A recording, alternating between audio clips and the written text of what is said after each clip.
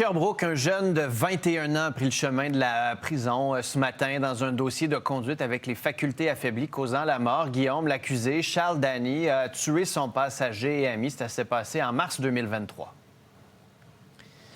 Oui, il a choisi, l'accusé, après une fête, donc, aux résidences du collège Champlain-Lennoxville, de prendre son véhicule avec 4 passagers à son bord, alors qu'il avait, lui, consommé de l'alcool à cette fête. Il avait 18 ans à l'époque.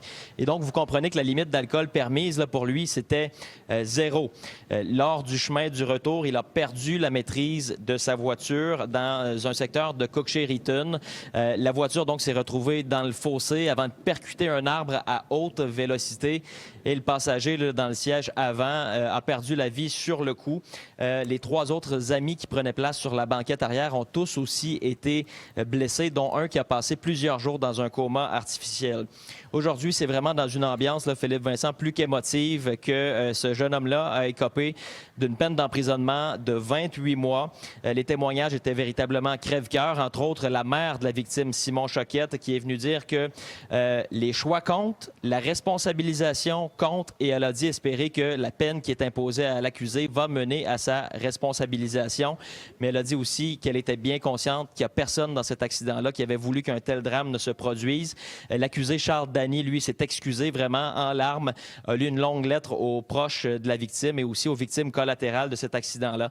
Je vous fais entendre la procureure aux poursuites criminelles et pénales, Maître Frédéric Malouin, avec entre autres les soirées festives du temps des fêtes qui approchent. Là, elle avait un message à passer.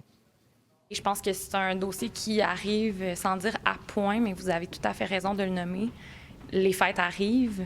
Donc, j'espère que l'exemple de M. Dany sera un exemple qui découragera quiconque a envie de prendre son véhicule après avoir consommé.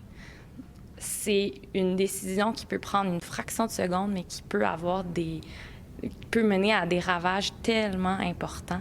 Donc, il existe différents moyens d'éviter de prendre son véhicule. Prenez-les. Ils sont à la disposition de tout le monde.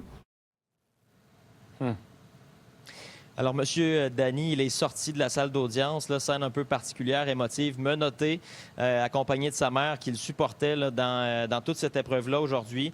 Alors, il a écopé donc d'une peine de 28 mois de détention et il aura aussi à se soumettre à une probation. Là, en fait, il n'aura pas le droit de conduire après cette peine-là pendant une durée additionnelle de 3 ans. Alors, c'est encore un exemple frappant des ravages que peuvent faire l'alcool au volant, la décision de prendre sa voiture lorsqu'on a consommé.